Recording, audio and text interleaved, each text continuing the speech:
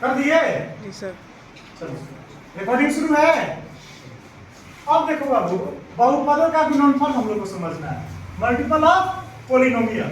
तो multiple of polynomial में हम क्वेश्चन के माध्यम से बताने का प्रयास कर रहे हैं कि px इंटू qx, मतलब px और qx का क्या करना है, गुना करना, एवं उसका गुना करने के बाद उसका घात लिखना।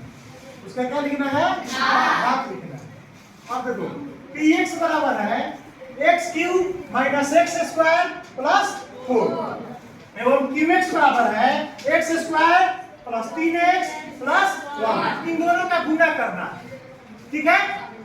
तो देखो कैसे इसको गुना करेंगे भाई, तो सबसे पहले ऐसे कर लिख लेंगे कि x cube minus x square plus 4, फिर लिखेंगे क्या, और दूसरा qx वाला x square plus 3x plus 1। यहाँ पे कोई सजाने उजाने का काम नहीं करना है, जैसे दिया है वैसे ही लिखो।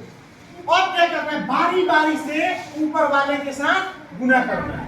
अब इस एक्स स्क्वायर का गुना करना है तो सब में बारी बारी से गुना करो। एक्स स्क्वायर और एक्स क्यूब में गुना करोगे तो क्या हो जाएगा बाबू, एक, फिर इसके बाद एक्स स्क्वायर और माइनस एक्स स्क्वायर में गुना करोगे तो माइनस एक्स के पावर 4, फिर इसके बाद एक्स स्क्वायर और 4 में गुना करोगे तो प्लस 4x स्क्वायर। ऐसे ही प्लस 3x है, इसका बारी बारी से गुना करो ऊपर वाले के साथ।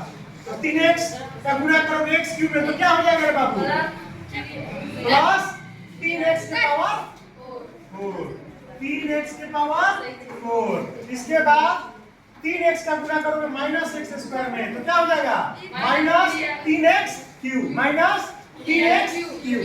तो देखो तो क्यूब नहीं ना दिख रहा है, इधर नहीं दिख रहा है, तो आप इधर साइड में क्या था, माइनस 3x क्यूब लिख दिए। अब इस 3x का गुना करेंगे 4 से तो 4 तिहाई 12, 4 तिहाई 12 प्लस 12x। कोई दिक्कत? अब बचा है हमारा एक नहीं कहेंगे प्लस 1, कोई दिक्कत, प्लस 1 बचा है। अब इस प्लस 1 का गुना ऊपर वाले के साथ करेंगे तो 1 का गुना करोगे x क्यूब में तो क्या होगा, चला x क्यूब। तो देखो तो क्यूब कहीं दिख रहा है, देखो यहाँ क्यूब दिख रहा है, मतलब प्लस x क्यूब। कोई दिक्कत चला। ऐसे ही एक का गुना इसमें करोगे तो क्या हो रहा है, minus x square. X square यहाँ पे है ना, इसके सामने लिखो माइनस एक्स स्क्वायर। कोई दिक्कत? अब इस एक का गुना किसके साथ, 4 के साथ। एक और 4 का गुना करोगे तो क्या आ जाएगा बोलो, 4।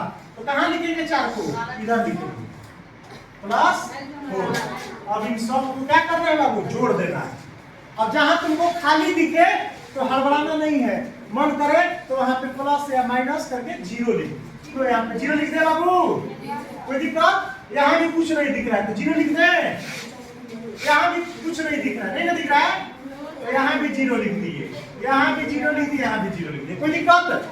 अब तो नहीं ना डरोगे, अब तो कहोगे ना कि सर 0 है, तो 0 में किसी भी संख्या का गुना करते हैं तो क्या होता है, 0। क्या होता है, 0 में किसी भी संख्या गुना करते हैं तो 0 नहीं आता है बबुआ, वो संख्या आएगा जिस संख्या से तुम लोग गुना करोगे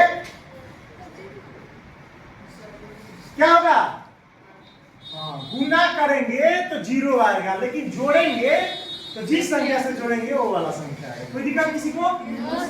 किसी को कोई दिक्कत? तो यहाँ पे जोड़ना था ना हम लोग को, गुना नहीं करना था, तो जोड़ना था, इसलिए हम बोल रहे थे कि 0 में किसी भी संख्या को जोड़ोगे तो क्या आएगा, वही संख्या प्राप्त होगी जिस संख्या का जोड़ोगे तुम। अब बताओ जोड़ने के बाद क्या आएगा, x के पावर 5 प्लस 3x4 और माइनस x4 तो क्या हो जाएगा, plus 2x4 minus x square plus 4x square तो क्या हो जाएगा, प्लस 3x स्क्वायर होगा रे। चला अब देखो minus 3x cube plus x cube है तो यहाँ पे साइन किसका बड़ा है, माइनस का बड़ा है, ठीक है। तो यहाँ पे कौन सा साइन लिखेंगे, माइनस। अब 3x है इधर, 3x क्यूब है इधर, x क्यूब है तो क्या होगा, गुणांक में से घटाते हैं तो 3 में से गया 2 तो माइनस 2x क्यूब। ऐसे ही 12x है, इसमें 0 जोड़ोगे तो क्या होगा, 12x होगा। फिर अकेले 4 है तो 4 लिख लो, हम लोग का प्राप्त हो गया गुना करने के बाद।